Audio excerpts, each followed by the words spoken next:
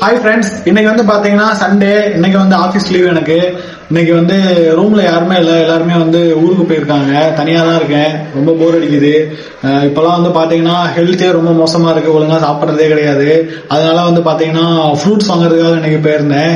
என்னென்ன ஃப்ரூட்ஸ்லாம் வாங்கியிருக்கேன்னு காமிக்கிறேன், வாங்க பார்க்கலாம். ஃப்ரூட்ஸ் ரேட்லாம் இப்போ ரொம்ப அதிகமா இருக்கு, என்னன்னு தெரியல. ஃபர்ஸ்ட் வந்து பார்த்தோம்னா இது வந்து அத்திப்பழம்.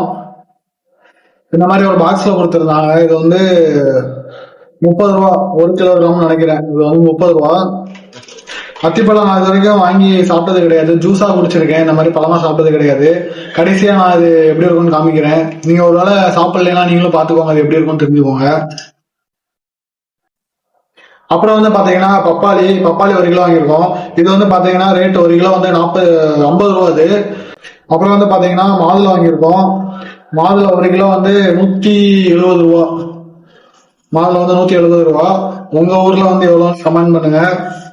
அப்புறம் வந்து ஆப்பிள் வாங்கியிருக்கோம். ஆப்பிள் இது வந்து 1/2 கிலோ தான். 1/2 கிலோவே வந்து பாத்தீங்கன்னா 130 ரூபா. ஆப்பிள் ரொம்ப ரேட் அதிகமா இருக்கு, பாருங்க எவ்வளவு சின்னதா இருக்கு. இதுவே இந்த 3 ஆப்பிளே வந்து பாத்தீங்கன்னா 130 ரூபா.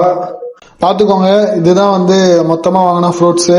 இப்போ நம்ம அத்திப்பழம் மட்டும் சாப்பிட்டு பார்க்கலாம். அத்திப்பழம் நான் இது வரைக்கும் சாப்பிட்டதே கிடையாது, டைரக்டா ஜூஸா தான் குடிச்சிருக்கேன். எப்படி இருக்குன்னு சாப்பிட்டு பார்ப்போம். அது எப்படி சாப்பிடணும் தெரியல.